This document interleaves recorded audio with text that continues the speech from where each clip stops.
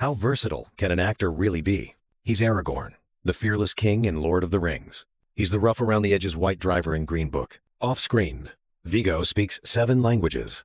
He's a poet, painter, and director, all rolled into one. This is Keyboard Chronicles. Today's spotlight: Viggo Mortensen, 1958.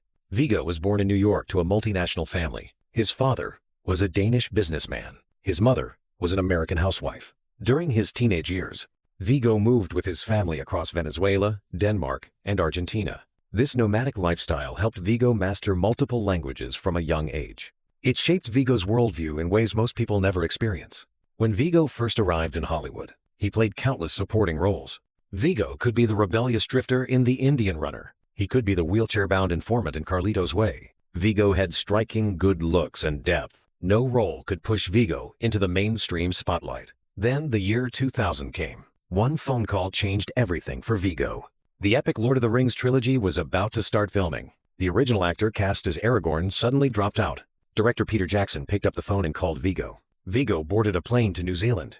A legendary journey was about to begin. Viggo wasn't just playing Aragorn. You could say Viggo became Aragorn. During filming, Viggo insisted on doing all his own stunts. Viggo didn't flinch when he lost a tooth. After filming wrapped, Viggo bought the horses he worked with out of his own pocket. Viggo poured his soul into this weathered, conflicted ranger. He captured Aragorn's epic transformation into a legendary king. The massive success of Lord of the Rings turned Viggo into a global superstar. What Viggo did next shocked everyone. Viggo didn't cash in with big-budget blockbusters. Viggo dove headfirst into working with Canadian director David Cronenberg. They made A History of Violence and Eastern Promises back-to-back. In A History of Violence, Viggo plays a mild-mannered diner owner. He's haunted by a violent past he can't escape. In Eastern Promises, Viggo plays a cold-blooded Russian mob driver. To prepare for this role, Viggo traveled to Russia to immerse himself in the culture. He learned Russian. He even talked with actual mobsters. This film earned Viggo his first Oscar nomination for Best Actor. After crushing these 2 tough guy roles, Viggo chose something completely different once again. In 2016, Viggo played a father raising 6 kids in total isolation in the wilderness in Captain Fantastic. This character rejects consumerism. His extreme beliefs alienate his family from modern society. Viggo nailed the struggles and deep love of this idealistic father. This captivating performance earned Viggo his second Oscar nomination. 2 years later, a film called Green Book warmed hearts around the world. Viggo delivered another transformative performance. This time, Viggo gained over 90 pounds. He turned himself into a beer-bellied, loud-mouthed driver. Viggo brought to life a character who's a bit crude and loves cutting corners. Deep down, though, Tony's kind and honest.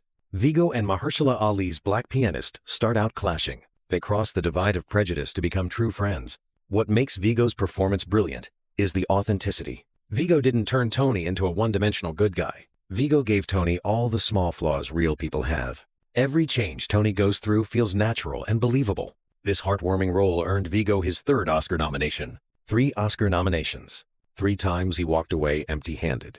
Many people felt bad for Viggo. They say the Academy owes Viggo a statue. Viggo himself seems completely unbothered. Acting has always been just one of many things Viggo does. Outside of Hollywood, Viggo is more like a Renaissance artist.